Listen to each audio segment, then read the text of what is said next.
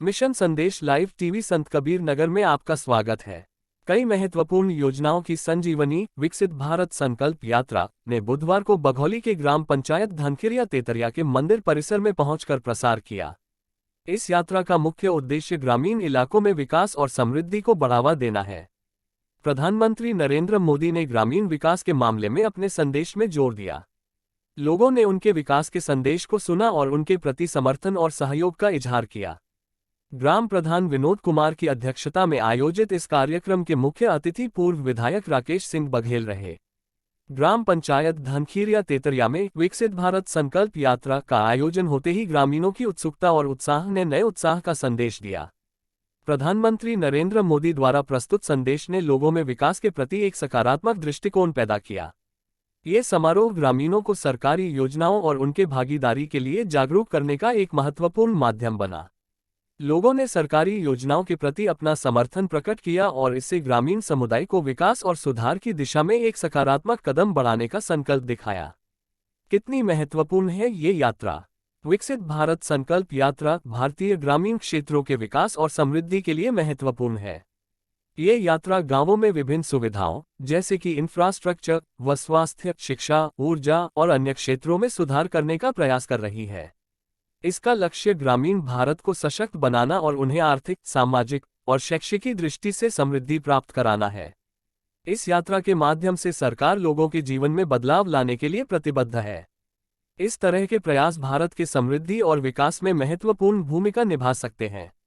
इस अवसर पर पूर्व विधायक मेहदावल राकेश सिंह बघेल ने संकल्प यात्रा का हिस्सा बने ग्रामीणों का स्वागत किया और भारत सरकार और उत्तर प्रदेश सरकार की विभिन्न महत्वपूर्ण योजनाओं के बारे में विस्तृत जानकारी दी और सभी महत्वपूर्ण योजनाओं के लाभ से कोई वंचित न रहे इसके लिए उपस्थित ग्रामीणों को जागरूक भी किया। धनखिरिया तेतरिया ग्राम पंचायत के आज इस पावन और पवित्र स्थान पे उपस्थित कार्यक्रम की अध्यक्षता कर रहे हैं यहाँ के ग्राम पंचायत अध्यक्ष आबलिक प्रधान विनोद कुमार जी, इस ब्लॉक के ब्लॉक प्रमुख प्रतिनिधि जोगेंद्र सिंह बबलू जी, शैलेश राजभर जी, बालोक कन्नौजिया जी, संचालन कर रहे राजू गुप्ता जी, हमारे भारतीय जनता पार्टी के जनपद महामंत्री श्री विनोद पांडे जी, जिनका आपने अभी उद्बोधन सुना, समस्त उपस्थित अधिकारी कर्मचारीगण, आप सभी का इस पावन और पवित्र स्थल पे हृदय से स्वागत करता हूं, अभिनंदन करता हूं। बंधुओं, इस पवित्र स्थल पे हम लोग पहली बार नहीं आए, कई बार यहाँ पे हम लोग बैठकें कर चुके हैं, इस मंदिर प्रांगण में आ भी चुके हैं। आज विकसित भारत संकल्प यात्रा के कार्यक्रम में उपस्थित होने का आपके बीच में अवसर मिला है। बंधुओं, भारतीय जनता पार्टी की सरकार, इस देश के यशस्वी प्रधानमंत्री श्री आदरणीय नरेंद्र मोदी जी उत्तर प्रदेश में यशस्वी एवं तपस्वी मुख्यमंत्री पूज्य योगी आदित्यनाथ महाराज जी के नेतृत्व में ये सरकार चल रही है और इस सरकार का उद्देश्य है कि भारत को विकसित राष्ट्र बनाना है, भारत को विश्व गुरु बनाना है और उस दिशा में लगातार ये दोनों हमारे प्रदेश और देश की सरकार उस दिशा में आगे बढ़ रही हैं। हम सब जानते हैं या सुनते चले जाते हैं कि अमेरिका सबसे विकसित राष्ट्र है, रूस विकसित राष्ट्र है, चाइना विकसित राष्ट्र है, यूरोप विकसित है, जापान विकसित है, लेकिन भारत विकासशील है। विकासशील देश की श्रेणी में आज हमारे भारतवर्ष की गिनती होती है। तो बंधुओं, इन हमारे जो दोनों संत हैं, प्रधानमंत्री जी, मुख्यमंत्री जी, दोनों के नेतृत्व में भारत भी विकासशील की श्रेणी से बाहर आके विकसित राष्ट्र बने, ये उनका संकल्प है और इसी संकल्प को लेकर के वो आगे चल रहे हैं। और ये संकल्प एक समयबद्ध समय में कि भारत को विकसित राष्ट्र बना देना है, ये उनका संकल्प है। तो विकसित राष्ट्र के पीछे आप लोग सोचेंगे कि क्या है, विकसित राष्ट्र जो है कब होगा, विकसित राष्ट्र कब माना जाएगा? विकसित राष्ट्र तभी माना जाएगा कि जब आपको दोनों समय का भोजन मिले, आपको बिजली मिले, आपको आवास मिले, आपको सड़क की सुविधा मिले, आपके बच्चों को रोजगार मिले। दूसरी बात कि आपको इलाज के लिए इधर उधर न देखना पड़े, आपको स्वास्थ्य की सुविधा मिले।